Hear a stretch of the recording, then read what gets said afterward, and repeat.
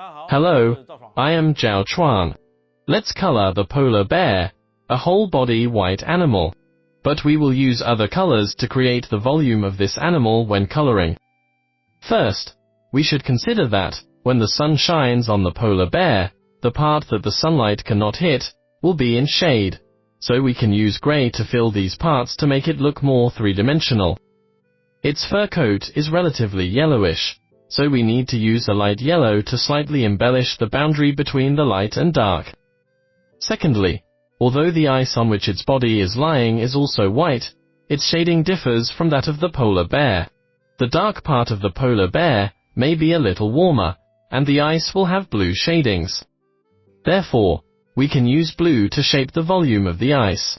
Behind this polar bear is the vast sea, which can be colored in dark blue. This color will make the white polar bear stand out more. Now, let's get started. First, use light gray to outline the shaded parts of the polar bear's body. We will apply the color part by part. Let's first fill its butt and soles. Assuming the light comes from the upper right, we should place all shadings on the lower left.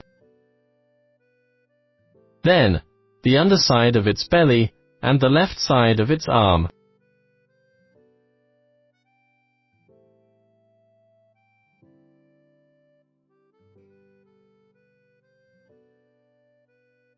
Now, the bottom of its feet. Draw a little outline of this foot, followed by the underside of the legs, the back of the ear, and the inside. Then, we come to its face. First, focus on drawing the boundary between the light and dark, and then draw the shadings. This range is the dark area on its face. Then, we move to its palm. Draw the corners of its mouth, followed by the underside of its mouth.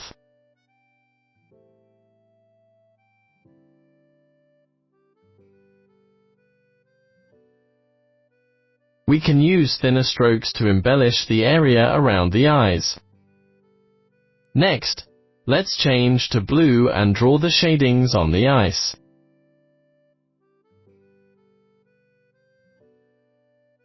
We can draw the cast shadow under the polar bear's body first.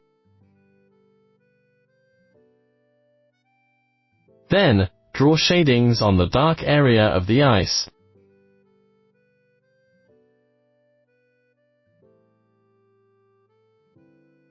We can add a few more strokes on the ice to make its surface look uneven. For the other chunk of ice, we also let all the shadings concentrate on the lower left of each structure.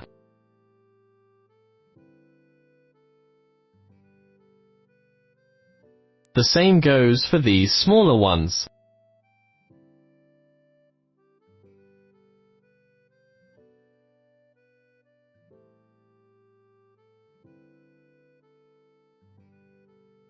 Then, we use a warm color, such as light yellow, to slightly embellish the terminator on the polar bear's body. Be careful not to color too much. If you apply the color too much, the polar bear will turn yellow.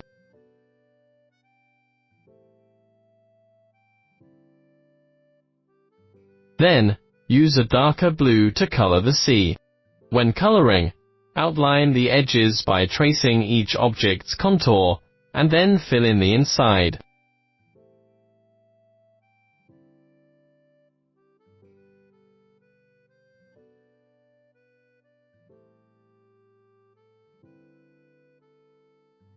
Just a few strokes for the distance water will do. When applying the colors, especially for the background, we should make the picture as breathable as possible instead of filling it too solid. Then, we come to the part before the polar bear's face. Trace along the outside of the contour, and then fill the color with large strokes.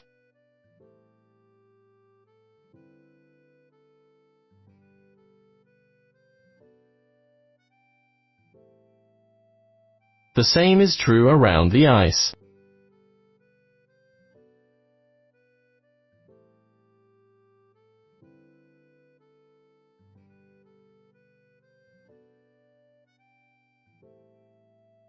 We just need to draw a few strokes.